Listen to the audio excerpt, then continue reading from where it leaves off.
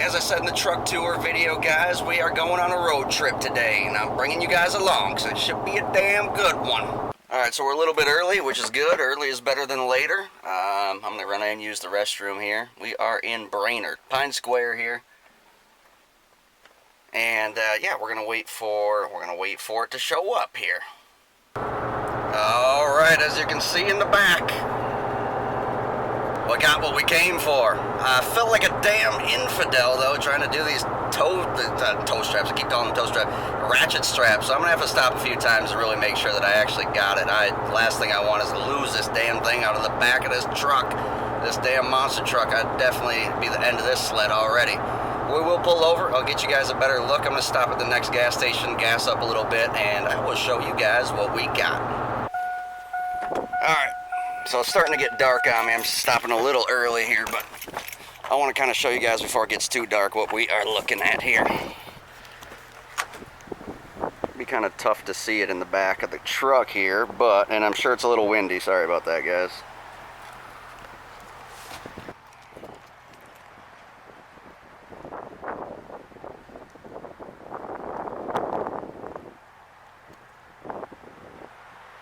So there's a lot done to this thing. It's not a stock 440. It's not even a 440. So we'll go over that when I actually get home, or maybe even tomorrow. Like I said, it's starting to get dark, so.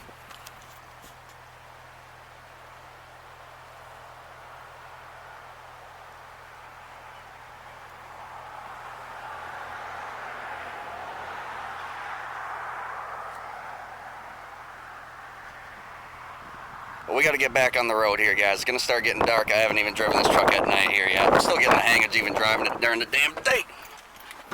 Alright, just got back to my hometown here. About to grab a quick bite to eat because I'm starving. I haven't eaten in 4.5 hours. My body's used to eating every 2 hours. So, time to go eat here quick. And, yeah, it was a hell of a drive. I got a little lost on the way back. I made a turn. I made a turn that I don't really recall making, but it is what it is. We got back on track. We did make it.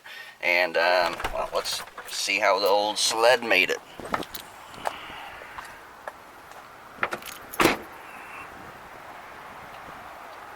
Looks like we made it well.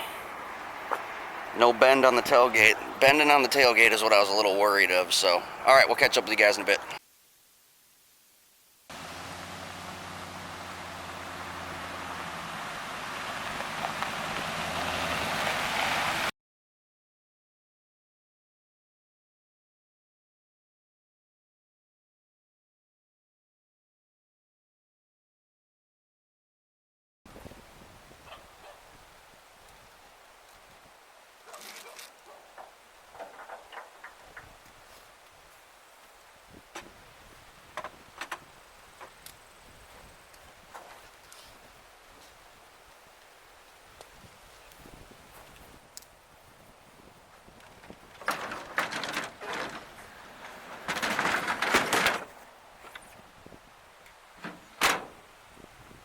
That's the redneck way of unloading, right? Fit in the truck.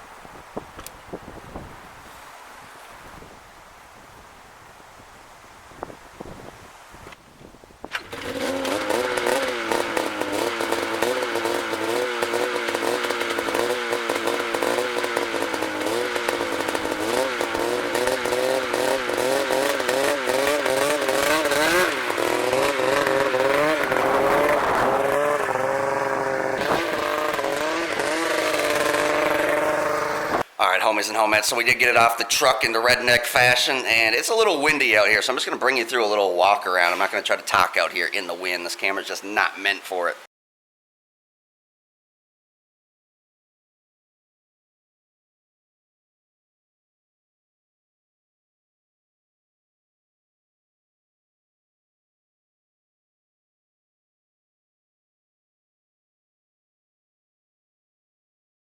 Alright, so we got the sled all pulled in. It is nighttime now. Went in, ate some supper, did all this stuff I gotta get done for the night here. So let's just run over what is done to this sled. What's all, you know, obviously the starting point, like we did with the truck. Show you guys what we got and where we're starting, like I said.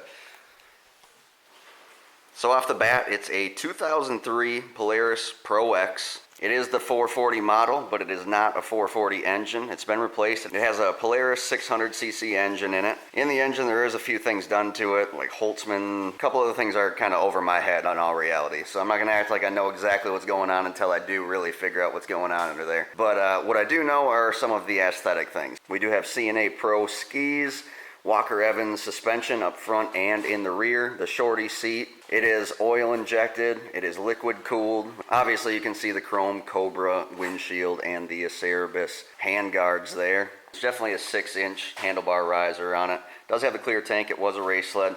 This is an add-on here. He said that he put this on because he kind of sunk down in there. Trail riding, I think I'm going to take that off. I just like the look of it a lot better with that off. Kind of looks, I don't know, looks a little bit weird. I can see how it comes in handy for trail riding, but I really like ditch banging. Also, it does have a studded track. I'm not sure if they're Woodies or Stud Boy or what they are, but they're in good shape. Track is in decent shape. It's got a couple torn off lugs, but it's pretty basic there. The 600 engine, it does got the 600 thing. I think the first thing we're going to be doing is putting a can on there, some type of either a trail can or a race can. Kind of give you a look out of it. Actually, I do believe that he did say this engine was taken out of a touring sled, so kind of odd, but in all reality, still fits the bill and is a 600. With all that said, as you can see, it's in good shape. It really is. It's not beat on at all. I think literally one of the worst things I've found on the sled is like this scratch. So pretty petty indeed, and that's literally just from rubbing up against it. So yeah, this thing is in really good shape. It's all been greased up. Everything's been really well taken care of on this sled. And that's what I immediately noticed. I can't lie. The first thing I noticed is the extremely rare shorty seat that is actually the Pro-X shorty seat too.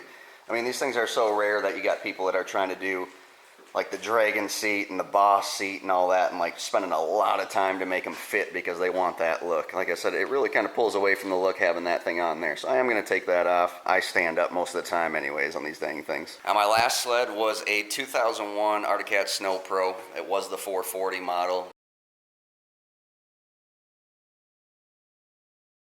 It was trail converted though, so it was oil injected. However, it was a fan sled, so if you started riding it in the warmth, it was a little bit of a hassle. So this sled should be a lot better no matter the weather. It's got a lot of things to make it work. Like I said, I should have showed you that.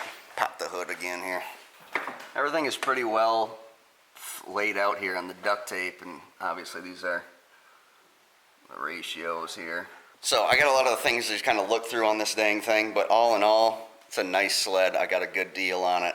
I did put money down on this thing at Haydays. I was not expecting to buy a sled at Haydays, as I said in the video. This is the sled we're looking at here.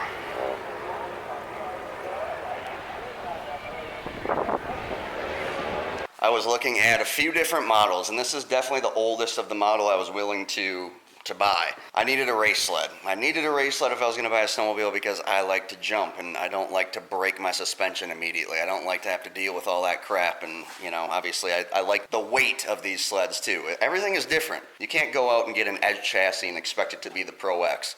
It just isn't going to be that way. I mean, the guy even had a 700 Pro-X. I wish I had a picture of that.